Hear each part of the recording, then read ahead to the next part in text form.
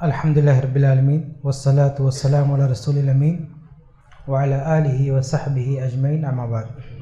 سب سے پہلے تو معذرت، طبیعت کو صحیح نہیں ہے، آواز ہو سکتا ہے صاف نہ ہو، اتفاق سے طبیعت ناساز ہوگی، تو جو بھی ہو سکتا ہے جس طرح بھی ممکن ہے میں اپنے موضوع کو آپ کے سامنے پیش کرنے کی کوشش کرتا ہوں۔ موضوع ہے بھائی پر بھائی کے حقوق۔ ہم بہت سارے لوگوں کے حقوق پر بات کرتے ہیں، خاص طور سے میاں بیوی کے حقوق، پڑوسیوں کے حقوق، فلاں کے حقوق، حتیٰ کہ کبھی کبھی ہم بات کرتے ہیں جانوروں کے حقوق وغیرہ وغیرہ، لیکن ایک سگے بھائی پر دوسرے سگے بھائی کے جو حقوق ہیں اس پر بہت کم بات ہوتی ہے، اور آپس میں لڑائیاں جھگڑے بہت ہوتے ہیں بھائی بھائی میں۔ تو اسی مناسبت سے میں یہ موضوع لے کر آپ کے سامنے حاضر ہوا ہوں تاکہ ہم سب جان سکیں کہ ہمارے سگے بھائی کے تعلق سے ہماری ذمہ داریاں کیا ہیں، سگا بھائی چھوٹا ہو یا بڑا ہو۔ دیکھیے، بھائی کئی طرح کے ہوتے ہیں۔ ایک ہوتا ہے نسبی بھائی، یعنی خون کا رشتہ ہے۔ ایک ہوتا ہے رضاعی بھائی، دودھ کا رشتہ ہے۔ ایک ہوتا ہے منہ بولا بھائی۔ جب ہجرت کر کے صحابہ مدینہ آئے تھے تو اس وقت وہاں کے جو پہلے سے مسلمان تھے، جن کو انصار کہا جاتا ہے، اللہ کے نبی صلی اللہ علیہ وسلم نے مہاجرین کو انصار کا بھائی بنا دیا تھا۔ اس کو کہہ سکتے ہیں منہ بولا بھائی، یعنی خون کا رشتہ نہیں تھا، دودھ کا بھی رشتہ نہیں تھا، لیکن منہ سے بول کے بھائی بنا دیا گیا۔ تو یہ ایک بھائی کی قسم تھی، کبھی منہ بولا بھائی، اور ایسے ایک کہہ سکتے ہیں دینی بھائی، یعنی جو بھی مسلمان ہے وہ ہمارا بھائی۔ تو یہ چار قسمیں ہو سکتی ہیں بھائی کی، لیکن ہم جس قسم پہ بات کریں گے وہ نسبی بھائی ہے، یعنی جس کا ہم سے خون کا رشتہ ہے، یعنی جس کو ہم سگا بھائی کہتے ہیں یا باپ شریک بھائی کہہ لیں اگر دو شادی کی ہے باپ نے تو ایسے بھائی پر اس کے بھائی کے کیا حقوق ہیں وہ ہمارا موضوع ہے، ٹھیک۔ میں کوشش کروں گا کہ 10 چیزیں آپ کے سامنے رکھ سکوں۔ سب سے پہلی چیز یہ کہ ایک سگے بھائی کا ایک دوسرے سگے بھائی سے جو رشتہ ہے، اس رشتے کی اہمیت کو سمجھنا یہ بھی اس کا ایک حق ہے۔ یعنی ہمارے بیچ بہت سارے ایسے لوگ ہیں جو یہ جانتے ہی نہیں کہ اس رشتے کی اہمیت کیا ہے۔ یہ رشتہ بہت زیادہ اہمیت کا درجہ رکھتا ہے کیونکہ یہ خون کا رشتہ ہے۔ ایک اور رشتہ ہوتا ہے جس کو ہم نکاح کا رشتہ کہتے ہیں، سحری رشتہ۔ جیسے آدمی نے شادی کیا ایک عورت سے، وہ اس کی بیوی ہو گئی، بیوی سے اس کا رشتہ ہے، لیکن یہ رشتہ خون کا رشتہ نہیں ہے، بلڈ ریلیشن نہیں ہے، اس کو سحری رشتہ کہتے ہیں، نکاح کا رشتہ۔ ایک عورت نے ایک آدمی سے شادی کیا، رشتہ ہو گیا، لیکن یہ خون کا رشتہ نہیں ہے۔ تو جو خون کا رشتہ ہے وہ اتنا اہم رشتہ ہے کہ وہ کبھی ٹوٹ نہیں سکتا۔ نکاح کے رشتے سے بڑا اہمیت یہ رشتہ رکھتا ہے۔ اس لیے میں نے کہا نا کہ اس رشتے کی اہمیت کو سمجھیں۔ ہمارے بھی بہت سارے لوگ ہیں جو نکاح کے رشتے کو بھائی کے رشتے پر فوقیت دیتے ہیں۔ وجہ یہ ہے کہ اس رشتہ داری کو سمجھ نہیں پاتے۔ دیکھیں، قرآن و حدیث میں جگہ جگہ آپ کو ملے گا کچھ آیات، کچھ حدیث جن میں صلہ رحمی کا حکم ہے۔ صلہ رحمی، صلہ رحمی کا ترجمہ ہم اردو میں کیا کہتے ہیں؟ رشتہ داری نبھانا۔ جیسے صحیح بخاری وغیرہ کی روایت ہے، جو اللہ پر اور آخرت کے دن پر ایمان رکھتا ہے فَلْيَصِلْ رَحِمَهُ، وہ صلہ رحمی کرے۔ صلہ رحمی کا مطلب کیا ہے؟ اردو میں ہم بولتے ہیں رشتہ داری نبھاؤ، لیکن اگر ایک آدمی اپنی بیوی کے ساتھ رشتہ داری نبھا رہا ہے تو اس حدیث پہ عمل نہیں کر رہا ہے۔ ایک عورت اپنے شوہر کے ساتھ رشتہ داری نبھا رہی ہے، اس حدیث پہ عمل نہیں کر رہی۔ ایک آدمی اپنے داماد کے ساتھ رشتہ داری نبھا رہا ہے، اس حدیث پر عمل نہیں کر رہا ہے، کیونکہ یہ جو حدیث ہے صلہ رحمی کی، یہ اصل میں خونی رشتوں کے ساتھ رشتہ داری نبھانے کی بات ہو رہی۔ رحم کہتے ہیں عورت کی بچے دانی کو، تو جو رشتے اس بچے دانی سے گزر کر پیدا ہوتے ہیں، جن کا اس بچے دانی سے لنک ہوتا ہے جن رشتوں کا، اس کو کہتے ہیں رحمی رشتہ، جس کو ہم خونی رشتہ کہہ سکتے ہیں، بلڈ ریلیشن کہہ سکتے ہیں۔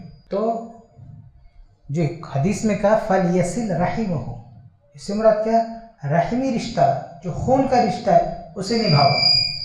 خونی رشتے کا مطلب یہ ہے کہ عورتیں نہیں سنیں گی تو چلے گا، اصل بھائی کا ٹاپک ہے، ٹھیک ہے؟ اس لیے جتنا بول پا رہا ہوں اتنا بولنے دیجیے، نہیں تو وہ بھی بہت چلا جائے گا ابھی۔ تو میں یہ کہہ رہا تھا کہ جو خونی رشتہ ہے اس رشتے کی اہمیت کو سمجھیے۔ اس رشتے کی اہمیت کیا ہے؟ اس رشتے کی اہمیت اتنی زیادہ ہے کہ صلہ رحمی کی جو تاکید ہے قرآن و حدیث میں، اس سے تعلق رکھتا ہے رشتہ، میاں بیوی کے رشتے سے تعلق نہیں رکھتا۔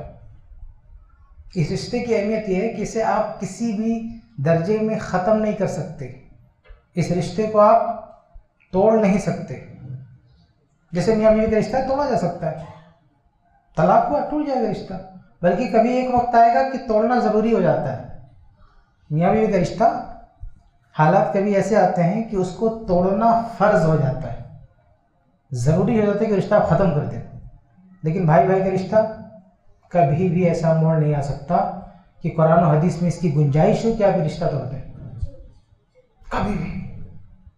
حتیٰ کہ بھائی، مطلب یہ سمجھ لیجیے کہ اگر وہ کتنا بھی بددین ہو جائے تب بھی ایک بھائی ہونے کے ناطے آپ کی یہ ذمہ داری ہوگی کہ آپ اس کا خیال رکھیں، آپ اس کی رشتہ داری نبھائیں۔ اس رشتے، حتیٰ کہ اگر یہ رشتہ ٹوٹ رہا ہو تو اس کے جوڑنے کا حکم ہے۔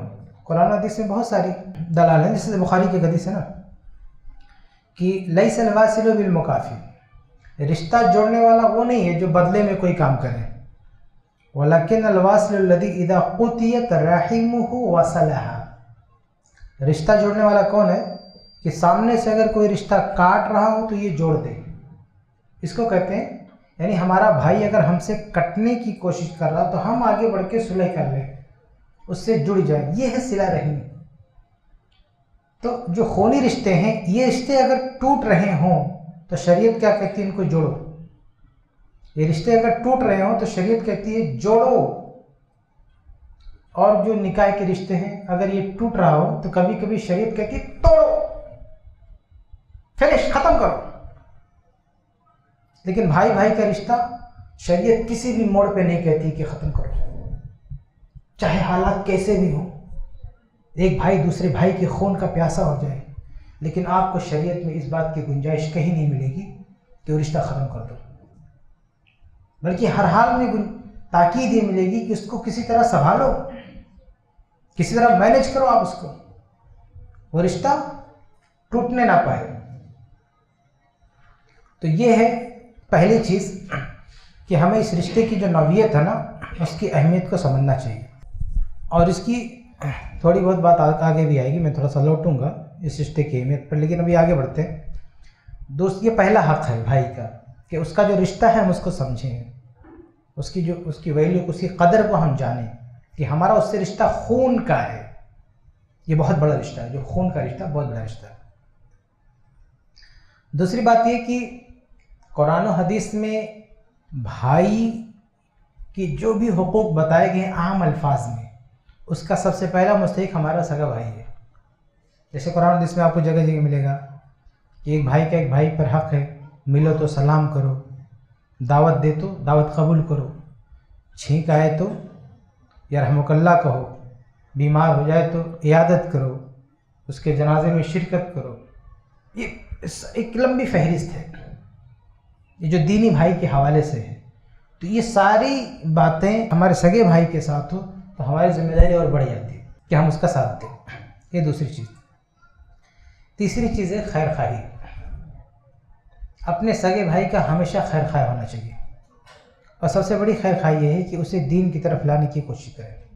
اگر ہمارا سگا بھائی چھوٹا ہو یا بڑا، اگر وہ دیندار نہیں ہے تو ہم پوری کوشش کریں کہ کسی طرح اس کو دیندار بنائیں، نمازی بنائیں، توحید پر نہیں تو توحید پر لائیں، سنت سے دور ہے تو سنت سے قریب لائیں۔ اللہ کے نبی صلی اللہ علیہ وسلم کو حکم ہوا تھا وَأَنذِرْ عَشِيرَتَكَ الْأَقْرَبِينَ، کہ آپ کے جو قریبی لوگ ہیں سب سے پہلے ان کو ڈراؤ، ان کو سمجھاؤ، ان کو بتاؤ تو اگر ہمارے پاس کوئی دینی علم ہے تو ہماری ذمہ داری ہونی چاہیے کہ سب سے پہلے ہم اپنے بھائی کو بتائیں، اپنے بھائی کو صحیح راستے پر لائیں اگر وہ صحیح راستے پر نہیں ہے، دین کے راستے پر نہیں ہے۔ چوتھی چیز ہے جو بہت ہی اہم ہے، بہت ہی اہم ہے، اس کو میں تھوڑا سا لمبا کھینچوں گا، اور وہ ہے مالی اعتبار سے تعاون۔ اپنے سگے بھائی کا مالی اعتبار سے تعاون۔ آج ہمارے بیچ میں تھوڑا بہت اگر کوئی جانکاری حاصل کر لیتا ہے دین کی تو ایک ڈائلاگ بہت بولتا ہے کہ بھائی کے مال میں بھائی کا حصہ نہیں ہے۔ یہ ایسا لگ رہا ہے کہ آسمان سے کوئی وحی نازل ہو گئی ہے، کسی مولوی کے پاس بیٹھ جائے گا اور سن لے گا کہ بھائی کے مال میں بھائی کا حق نہیں، تو ایسا اچھل کود مچائے گا کہ ایسا لگ رہا ہے جبریل بھی اس کے بعد اتر کے گئے کہ بھائی کے مال میں بھائی کا حق نہیں۔ حالانکہ یہ گپ ہے، یہ بالکل گپ ہے۔ اس طرح سے علی الاطلاق کہنا کہ بھائی کے مال میں بھائی کا حق نہیں ہے، یہ بہت بڑی بیوقوفی ہے۔ کیسے نہیں حق ہے بھائی؟ وراثت میں بھی حق ہے، ہاں بعض حالات میں حق نہیں ہے، لیکن ایسے کلی طور پہ کہہ دینا کہ حق ہی نہیں ہے، یہ بہت ہی غلط بات ہے۔ آج کل دیکھیے ایک آدمی مر جاتا ہے تو سمجھتے ہیں اس کے بال بچے ہیں یا اس کی بیوی ہے، وہ سارا مال اسی کا ہے۔ حالانکہ کبھی کبھی ایسا ہوتا ہے کہ اگر ایک آدمی مر گیا اور اس کے پاس 4 کروڑ ہیں اور اس کی ایک بیوی ہے، اس کا ایک سگا بھائی ہے۔ ایک آدمی مر گیا، اس کی اولاد نہیں، اس کی بیوی ہے اور ایک سگا بھائی ہے، 2 ہی لوگ ہیں۔ 4 کروڑ چھوڑ کے مرا، بیوی کو کتنا ملے گا؟ آپ کو پتا ہے کہ ایک آدمی اگر 4 کروڑ چھوڑ کے مر گیا، اس کے پاس صرف 2 ہی لوگ ہیں رشتہ داروں میں، ایک اس کی بیوی، ایک اس کا سگا بھائی۔ بیوی کو کتنا ملے گا؟ 1 کروڑ ملے گا۔ کتنا ملے گا؟ 1 کروڑ۔ اور بھائی کو کتنا ملے گا؟ 3 کروڑ ملے گا۔ سمجھ رہے؟ ہمارا سماج اس کو ہضم کر پائے گا؟ جو اچھل کود مچاتا ہے کہ بھائی کے مال میں بھائی کا حصہ نہیں ہے، ایسے نہیں حصہ ہے؟ اس کنڈیشن میں حصہ ہے، بیوی سے 3 گنا زیادہ حصہ ہے سگا بھائی۔ پھر سے دوہرا رہا ہوں، 4 کروڑ چھوڑ کے کوئی مرتا ہے، اس کی بیوی ہے تو بیوی لے گی صرف 1 کروڑ اور 3 کروڑ کون لے گا؟ بھائی۔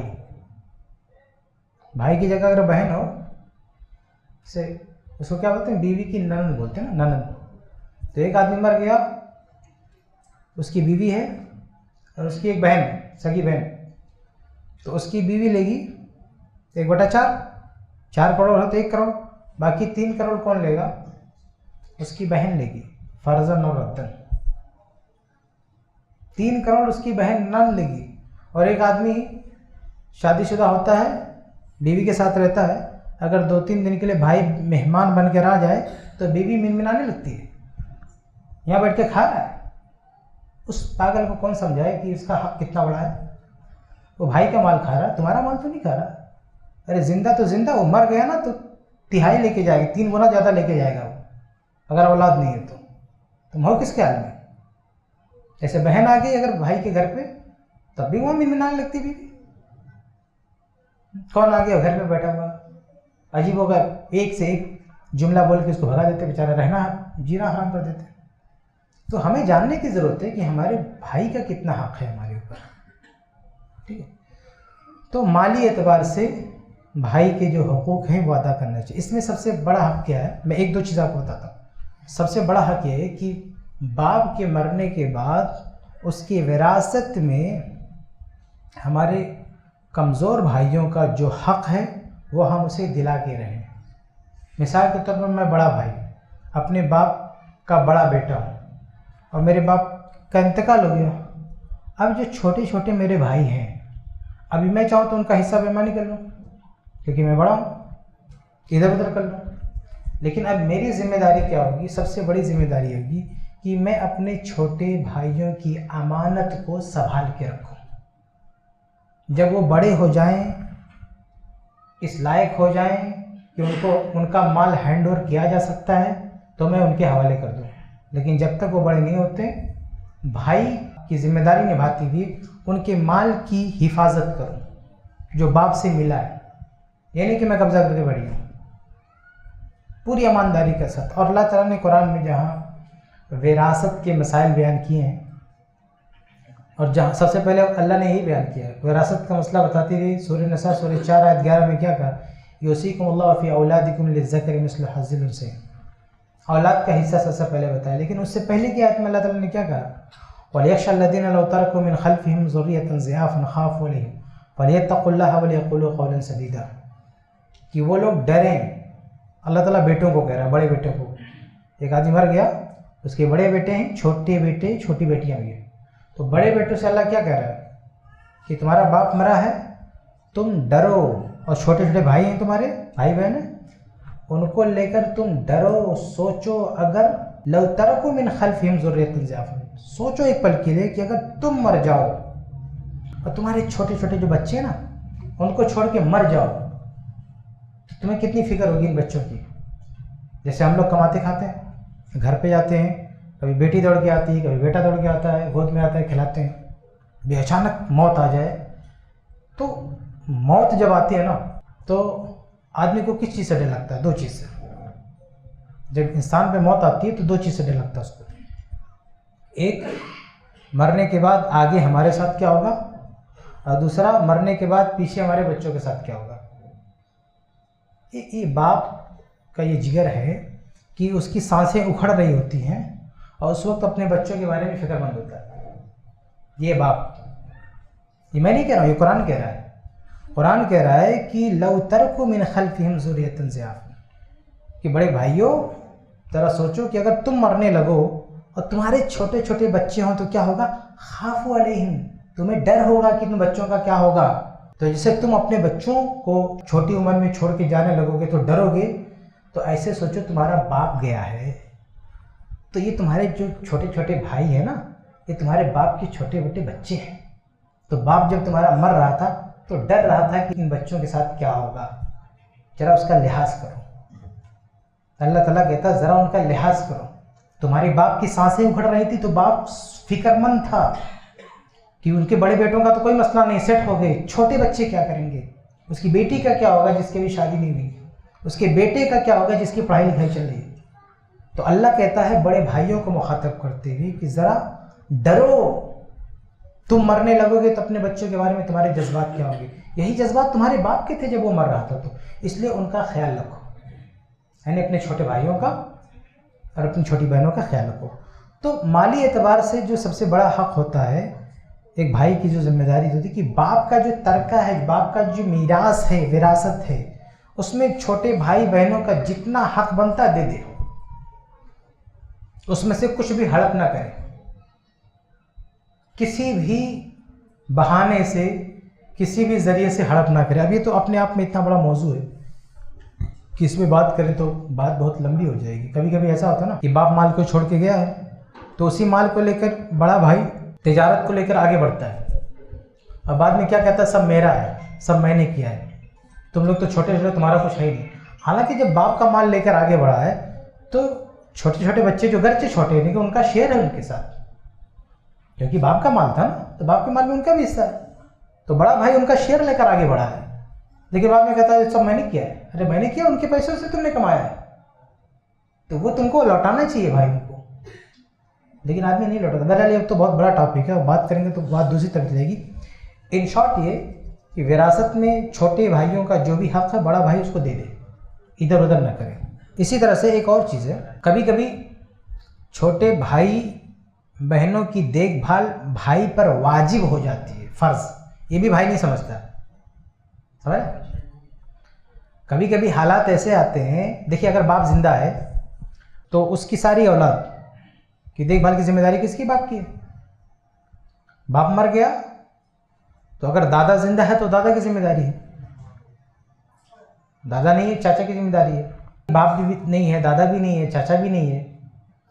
اگر بھائی ہے، سگا بھائی، بڑا بھائی، اگر بڑا بھائی زندہ ہے اور چھوٹے اس کے چھوٹے بھائی ہیں اور بڑے، مان لیجیے باپ نے کوئی وراثت نہیں چھوڑی ہے، باپ نے مائنس میں گیا ہے، الٹا قرضہ کھا کے گیا باپ، اور ایک بڑا بھائی ایک چھوٹا بھائی ہے، تو ایک چھوٹے بھائی کی پرورش کون کرے گا؟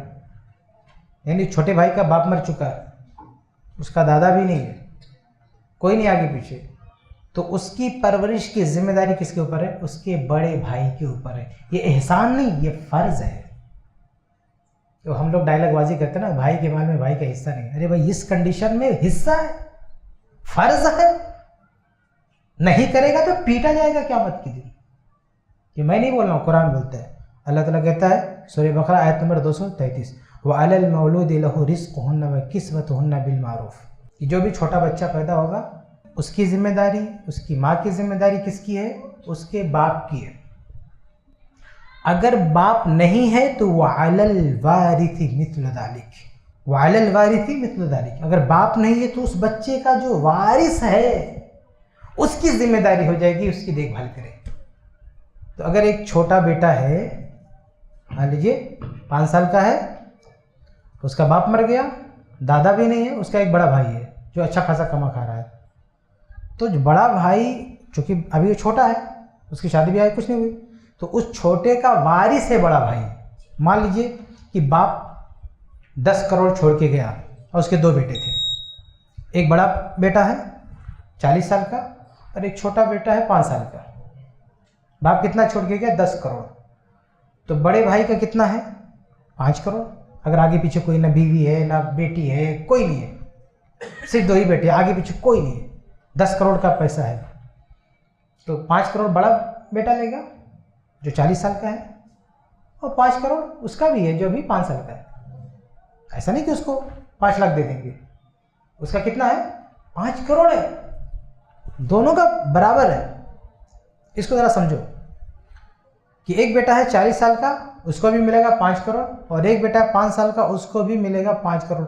लेकिन वो जो 5 साल का बच्चा है जिसके हिस्से में 5 करोड़ है, अगर वो 6-7 साल के बाद मर जाए, जिसके हिस्से में कितना आया था? 5 करोड़, वो मर जाए तो उसका 5 करोड़ कौन लेगा? कौन लेगा? ये बड़ा भाई लेगा। कौन लेगा? बड़ा भाई। इसके बाद 10 आ जाएगा, ये है भाई के माल में भाई का हिस्सा। इस कंडीशन में वो जो 5 करोड़ है वहां से उठ के बड़े भाई के हाथ में आ जाएगा। इसको कुरान कहता है अलल वारिसी मिस्लु ज़ालिक, कि छोटे भाई का जो वारिस बन रहा है, अगर उसके ऊपर कोई आफत आती है, उसकी देखभाल की जरूरत पड़ती है, तो बड़ा भाई करेगा। ऐसा नहीं कि लेना हो तो ले लेगा।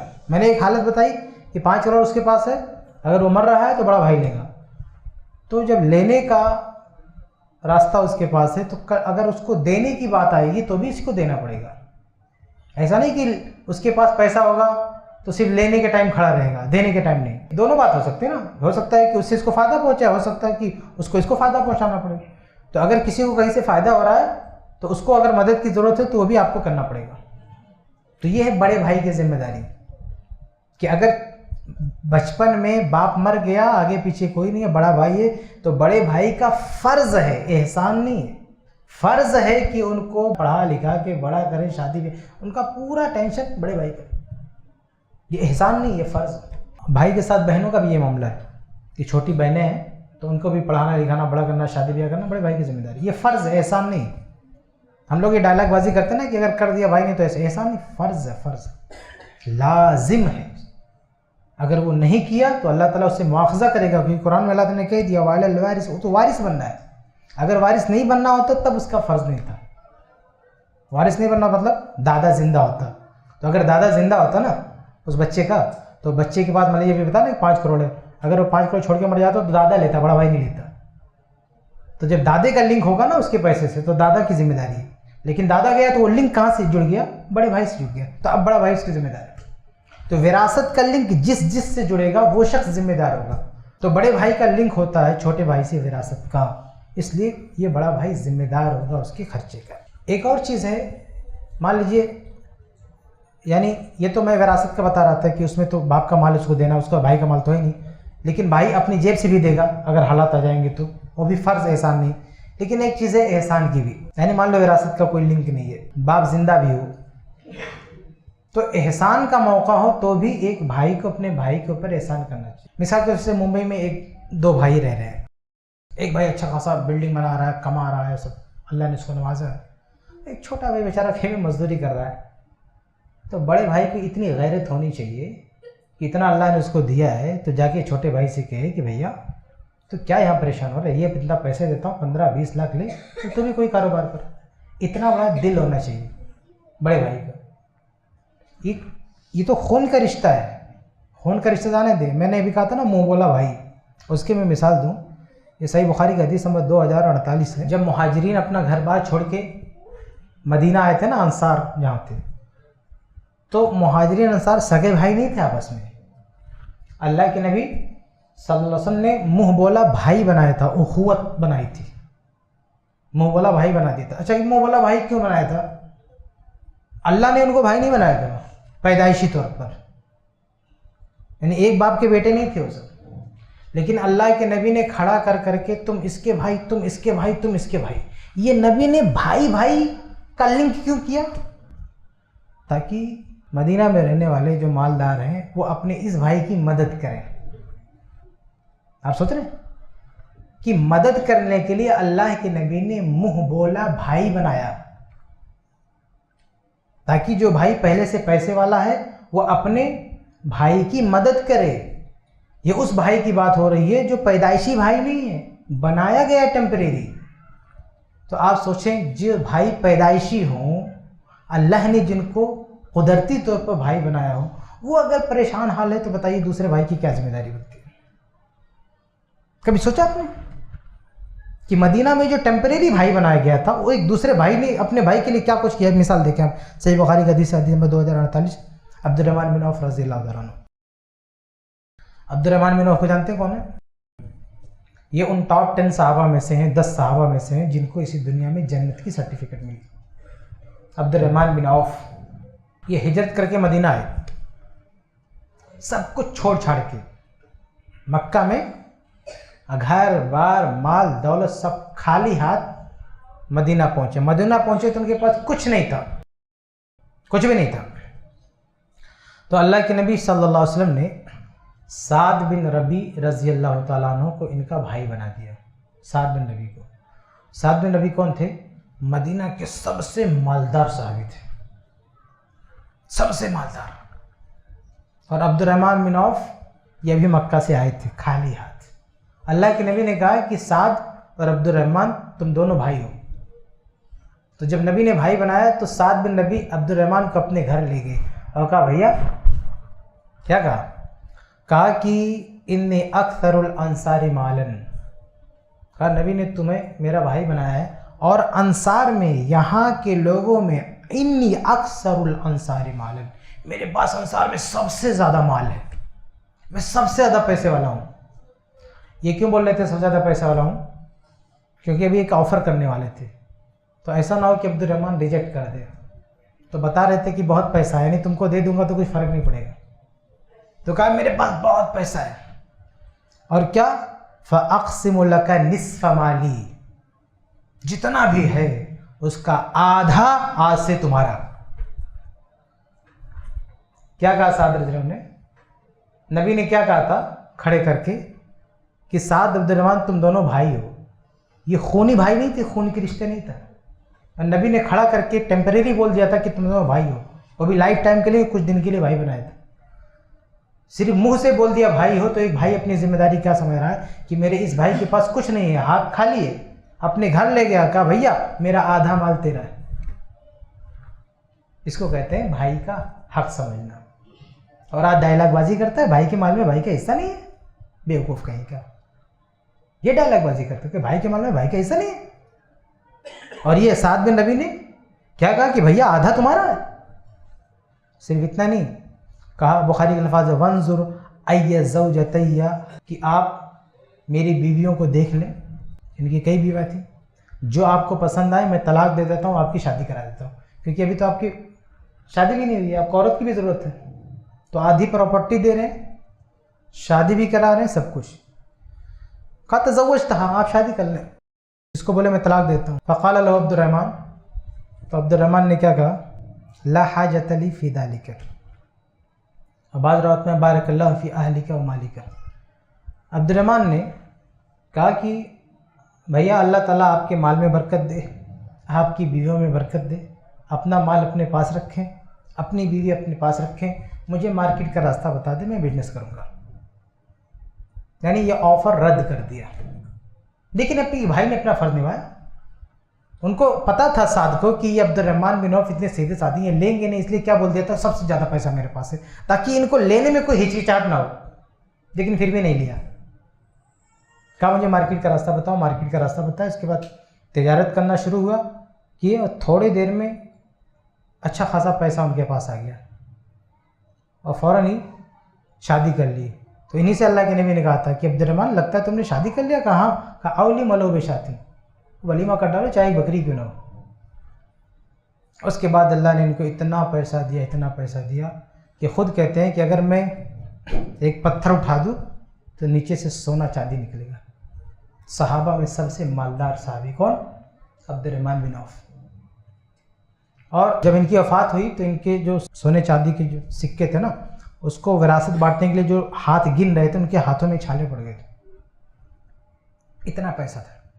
انہوں نے جو 1/3 وصیت کی تھی نا کہ بدری صحابی کو اتنا دے دینا، 100 بدری صحابی زندہ تھے، ایک صحابی کے حصے میں 400 دینار درہم آیا تھا، ایک بہت بڑا باغ تھا، وہ پورا ازواج مطہرات کو دے دیا تھا، بہت پیسے والے تھے عبد الرحمن بن عوف رضی اللہ تعالیٰ عنہ۔ اور اتنا پیسہ ہونے کے باوجود بھی یہ نماز میں پہلی صف میں رہتے تھے، وہ بھی فجر کی نماز میں۔ آج جس کے بعد پیسہ آ جائے وہ مسجد میں دکھتا ہی نہیں، لیکن عبد الرحمن بن عوف صحابہ میں سب سے زیادہ پیسے والے تھے، اور پہلی صف میں وہ بھی امام کے پیچھے ہوتے تھے۔ صحیح بخاری کی حدیث ہے نا کہ عمر فاروق رضی اللہ عنہ نماز پڑھا رہے تھے، پیچھے سے خنجر سے وار ہوا تو فَأَخَذَ بِيَدِ عبد الرحمن بن عوف، فَأَخَذَ بِيَدِ عبد الرحمن بن عوف، انہوں نے پیچھے سے عبد الرحمن بن عوف کا ہاتھ پکڑا، مسئلے پڑھا دیا۔ یعنی عمر بن خطاب کے پیچھے کون تھے؟ عبد الرحمن، ان کو مسئلے پڑھا دیا کہ تم نماز پڑھاؤ، اور وہ گر گئے۔ تو یہ اللہ نے پیسہ دیا تو بھول نہیں گئے اللہ کو۔ بہرحال بات دوسری طرف جا رہی ہے، میں کہہ رہا تھا کہ یہ بھائی کی ذمہ داری ہوتی ہے کہ اپنے بھائی کے ساتھ، یعنی بھائی پریشان حال تو ان کو کیسے وہ نوازتا ہے۔ اسی طرح سے دیکھیے، اگر اس طرح سے نہیں دے سکتا تو کم سے کم جو صدقہ خیرات کی رقم ہے نا اس کے پاس، اگر دیکھتا کہ ایک بھائی غریب ہے تو کم سے کم صدقہ خیرات تو دے، یعنی زکوٰۃ کا جو مال ہے نا، اگر کوئی اس کا بھائی ہے پریشان حال ہے غریب ہے تو اس کو دے گا تو ڈبل ثواب ہے، ایک تو زکوٰۃ دے رہا ہے اور دوسرا اپنی رشتہ داری کا بھی خیال رکھ رہا ہے، تو ڈبل ثواب ہے۔ اللہ کے نبی صلی اللہ علیہ وسلم کی حدیث ہے نا سنن نسائی کی، ید الموتی علولیہ وابدا بمن تعول، کہ دینے والا ہاتھ اونچا ہوتا ہے، اور جن کی تم ذمہ دار ہو، جو تمہارے آس پاس ہیں، ان کی ذمہ داری زیادہ ہے، ان سے شروعات کرو۔ کس سے؟ امہ کا و ابا کا و اخت کا و خا کا، کہ اگر پیسہ ہے نوازنا چاہتے ہو تو اپنی ماں کو دو، اپنے باپ کو دو، اپنی بہن کو دو، اپنی بھائی کو دو، ثم ادنا کا ادنا، پھر قریب سے قریب جو ہے، تو جو مینشن کیا اس میں اختو کا و اخا کا، اپنی بہن کو دو، اپنے بھائی کو دو۔ تو اگر آپ کو خیرات دینی ہے نا، اگر بھائی غریب ہے تو اسے مت بھولو، اسے دو، یہ زیادہ بہتر ہے، لیکن آدمی اپنے دشمن کو دے دیتا، بھائی کو نہیں دیتا، ایسا نہیں ہونا چاہیے۔ اور یہ خیرات بول کے نہیں دینا بھائی، وہ تو نہیں لے، ذلیل کر کے نہیں دینا، آپ دے دو، اس کے جیب میں رکھ دو پیسہ، یہ ہماری طرف سے تمہارے لیے تحفہ ہے، یہ ایسا تھوڑی کہ آپ خیرات بول کے دو گے اس کو۔ ایسے ایک صحابی ہیں ابو طلحہ رضی اللہ عنہ، انصاری صحابی، ان کے پاس ایک باغیچہ تھا، بہت قیمتی تھا، تو قرآن کی آیت نازل ہوئی نا کہ لن تنالوا البر حتی تنفقوا مما تحبون، کہ اگر نیکی چاہتے ہو تو سب سے محبوب چیز اللہ کی راہ میں خرچ کر دو۔ تو یہ اللہ کے نبی کے پاس ہے کہ یہ جو باغ ہے میں اللہ کی راہ میں دینا چاہتا ہوں، تو اللہ کے نبی نے کہا بہت اچھا، اب ایسا کرو کہ تمہارے جو رشتہ دار ہیں نا اس میں بانٹ دو۔ آج ہم جیسے مولوی کے پاس کوئی آئے گا، وہ کہے گا کہ میرے پاس اتنا بڑا باغیچہ ہے، میں اس کو اللہ کی راہ میں دینا چاہتا ہوں، کس کو دوں؟ تو میں کیا کہوں گا، میرے مدرسے میں دے دو، اتنے بچے پڑھتے ہیں، یہ ہوتا وہ ہوتا۔ لیکن اللہ کے نبی نے یہ نہیں کہا کہ وہ صفہ میں مدرسے پڑھتے ہیں ان کو دے دو، کہا یہ جو تمہارے جو بھائی لوگ ہیں نا، چچا زاد بھائی لوگ، یہ زیادہ مستحق ہے، ان میں بانٹ دو۔ تو پورا باغیچہ دے رہے تھے، اللہ کے نبی نے کہا بانٹ دو، تو بخاری کے الفاظ یہ فقاسمہ ابو طلحہ فی اقاربہ و بنی عمہ، ابو طلحہ نے وہ پورا باغ بانٹ دیا اپنے رشتہ داروں میں، اپنے چچا زاد بھائیوں میں دے دیا ان کو۔ تو یہ چیز ہے کہ مالی اعتبار سے بھی اپنے بھائی کی مدد کرنی چاہیے۔ وقت ختم ہو گیا، میں صرف کچھ اشارہ کر کے بات ختم کروں گا۔ ایک چیز ہے قرض کی ادائیگی، اگر ہمارا بھائی مر گیا ہے اور کسی کا پیسہ باقی تھا تو ہماری ایک اخلاقی ذمہ داری ہے کہ ہم اس کا قرض چکائیں۔ اس تعلق سے ایک حدیث بھی ہے، لیکن وقت نہیں کہ وہ حدیث پڑھوں، لیکن حدیث موجود ہے۔ ایک پانچویں چیز ہے کہ بھائی کی ترقی کے لیے کوشش کرنا۔ اگر اللہ تعالیٰ نے ہم کو ترقی دی ہے، بہت بڑے بزنس مین بن گئے، بہت اونچائی پہ پہنچ گئے، تو ہماری کوشش کیا ہونی چاہیے کہ اپنے بھائی کو بھی کھینچ کے اس مقام پر لائیں۔ اب دیکھیں قرآن میں اللہ تعالیٰ نے موسیٰ علیہ السلام کو نبی بنایا، تو موسیٰ علیہ السلام نے کیا کہا کہ اللہ میرا ایک بھائی ہے ہارون، اس کو بھی نبی بنا دے۔ کیا کہا وَاجْعَلْنِي وَزِيرًا مِّنْ أَهْلِي هَارُونَ أَخِي، کہ اللہ تعالیٰ میرا ایک سپورٹر بنا دے، میرے خاندان میرا ایک بھائی، اسے بھی میرے ساتھ کر دے۔ اللہ نے اسے بھی نبی بنا دیا۔ تو نبوت سب سے بڑا اسٹیٹس ہے، سب سے بڑا مقام ہے۔ تو بھائی نبی بنا تو بھائی کی طلب دیکھیں کہ میرا جو دوسرا بھائی وہ بھی نبی بن جائے، اللہ سے دعا، اللہ نے اس کو بھی نبی بنا دیا۔ تو ایسے اگر ہمارے پاس پیسہ ہے، ہم اللہ سے دعا کریں اللہ تعالیٰ میرے بھائی کو بھی دے، ہم کسی بڑے مقام پہ دعا کریں اللہ تعالیٰ اس کو بھی یہ مقام دے، ہم نے پڑھ لکھ کے ہم بڑے ہو گئے تو ہم دعا کریں ہمارا بھائی بھی ایسے پڑھ لکھ کے بڑا ہو، اس کے لیے کوشش کریں۔ ایک چھٹی چیز ہے کہ بھائی کے لیے فکر مندی۔ عمر فاروق جنہوں میدان جنگ میں تھے، لڑائی کر رہے تھے، ان کا بھائی تھا زید۔ اب وہ لڑتے لڑتے ان کی جو زیریں تھی نا جو پہنتے ہیں گردن پہ جس سے وہ تلوار روکتے ہیں، وہ گر گئی، تو عمر فاروق نے اپنی زیریں کھول کے اچھال دیا، یہ لے بھیا، کہ کہیں یہ مارا نہ جائے۔ تو زید نے اس کو پھینک دیا، کہا کہ تمہیں صرف اللہ کی راہ میں شہید ہونا چاہتے ہو، مجھے بھی شہید ہونا۔ تو یہ بھائی کی فکر مندی دیکھیے کہ میدان جنگ میں جہاں ہوش نہیں رہتا ہے، دشمن کی تلواریں چل رہی، وہاں اپنا بھائی نظر کے سامنے آئے تو فکر، ایک بھائی کی فکر۔ اور آج ہمارا بھائی مر رہا ہے، مرنے دو، کوئی فکر نہیں، فکر مندی ہونی چاہیے۔ ایک ساتویں چیز یہ ہے کہ بھائی سے کوئی غلطی ہو جائے تو معاف کر دینا چاہیے، کتنی بڑی غلطی کیوں نہ کی ہو۔ وہ ہمارا، اب کچھ لوگ کیا کہتے ہیں کہ ارے وہ تو موقع پائے تو مجھے مار ڈال، مجھے زہر دے دے، گرچہ زہر دینے والا بھائی ہو تو بھی اگر آپ کو موقع ملے تو معاف کر دو، آپ بڑا دل رکھو۔ اس کی مثال ملتی ہے سورہ یوسف میں کہ یوسف علیہ السلام کے بھائی کیا تھے، ان کو تو مرڈر کرنے کی کوشش کی نا، کنویں میں لے کے ڈال دیا، لیکن جب یوسف علیہ السلام کو پاور ملا تو کیا کہا انہوں نے، قرآن نے نقل کیا، یوسف علیہ السلام نے کہا کہ لا تثریب علیکم اليوم یغفر اللہ لکم وهو ارحم الراحمین، کہ آج کوئی سرزنش نہیں ہوگی، کوئی بدلہ نہیں لیا جائے گا۔ جب یوسف علیہ السلام نے کہا کہ میں وہی بھائی ہوں جن کو تم لوگوں نے کنویں میں ڈال دیا تھا، تو کہا ڈرو نہیں، میں کوئی بدلہ لینے والا نہیں، اگرچہ آج بادشاہ تھے، اس وقت بادشاہ تھے، وہ چاہتے سب کو جیل میں بند کر دیتے، گردنیں اتروا دیتے، لیکن نہیں، یوسف علیہ السلام نے کہا کہ کوئی افتت نہیں کہے گا تمہیں، بلکہ دعا دے کہ اللہ تمہیں معاف کرے جو غلطی تم نے کی ہے۔ تو ہمارا بھائی چاہے ہمیں زہر دینے والا ہو نا، تو بھی اتنا بڑا دل رکھو کہ ہم اسے معاف کر سکیں، ہمارا خونی بھائی ہے، ہمارے باپ کا بیٹا، ہماری ماں کا بیٹا ہے، تو اتنا بڑا دل رکھو کہ اسے معاف کر سکو۔ 8ویں چیز ہے زیارت کرنا چاہیے، یعنی اس سے ملتے رہنا چاہیے، کھوج خبر لینا چاہیے، یعنی کہ سالوں سال ہو گیا کوئی بھائی کو پوچھ نہیں رہا ہے، جانا چاہیے۔ صحیح مسلم کی روایت ہے کہ ایک شخص اپنے بھائی کو دیکھنے کے لیے جا رہا تھا، تو راستے میں ایک فرشتہ آیا، صحیح مسلم کی روایت ہے، فرشتہ کہتا ہے کہ تم کہاں جا رہے ہو؟ کہا اریدو اخا لی فی ہذہ القریہ، کہا اس گاؤں میں میرا بھائی رہتا، میں دیکھنے جا رہا ہوں کہ میرا بھائی کیسا ہے۔ تو فرشتہ کہتا ہے هل لک علیہ من نعمۃ تربھا، اس نے تم پر کوئی احسان کیا، اس کو چکانے جا رہے ہو، اتنی تڑپ اس کے لیے کیوں جا رہے ہو؟ تو کہا کچھ نہیں، غیر انی احببتہ فی اللہ، بس اللہ کے واسطے مجھے اس سے محبت ہے، بس اس لیے جا رہا ہوں، اس کا کوئی احسان نہیں۔ قال فانی رسول اللہ، تو فرشتہ کہتا ہے تو سن لو، میں اللہ کی طرف سے بھیجا ہوا فرشتہ ہوں، اللہ نے مجھے بھیجا ہے تمہارے پاس، بأن اللہ قد احبک کما احببتہ فی، کہ اللہ تعالیٰ نے کہا کہ جا کے اس انسان کو بتا دو کہ اللہ تعالیٰ اس سے محبت کرتا ہے کیونکہ یہ اپنے بھائی سے محبت کرتا ہے۔ اتنا بڑا گفٹ اللہ کی طرف سے کہ ایک بھائی اپنے بھائی سے محبت کرتا ہے، تو اللہ تعالیٰ اس کی محبت سے خوش کے ایک فرشتہ بھیجتا ہے، یہ فرشتے جا اس کو راستے میں پکڑ کے بتا دے کہ اللہ تجھ سے محبت کرتا ہے کیونکہ تو اپنے بھائی سے محبت کرتا ہے۔ اس کی محبت کی دوسرے گاؤں میں رہتا ہے، اس کو دیکھنے گیا، آج فون کرنا نصیب نہیں ہوتا ہے، سالوں سال ہوتے بھائی فون نہیں کرتا بھائی کو کہ کس حالت میں ہے، کیا کر رہا ہے، تو کھوج خبر لینا چاہیے۔ آگے بڑھتے ہیں، 9ویں چیز یہ ہے کہ اس کی کوئی ضرورت ہو تو پوری کرنی چاہیے، اور اس کے تعلق سے بھی حدیث لمبی میں چھوڑتا ہوں اس کو، لاسٹ بات ختم کرتا ہوں۔ 10ویں چیز، 10واں حق یہ ہے کہ دعا کریں، دعا کرنا چاہیے۔ قرآن میں ہے نا رب اغفر لی ولی اخی، اے اللہ مجھے بخش دے اور میرے بھائی کو بخش دے، وادخلنا فی رحمتک، ہم دونوں کو اپنی رحمت میں جگہ دیں۔ تو صرف دنیا میں نہیں بلکہ آخرت میں بھی جب اللہ سے دعا کریں تو کیا کہ اللہ مجھے معاف کر دے، میرے بھائی کو بھی معاف کر دے، مجھے جنت دے، میرے بھائی کو بھی جنت دے۔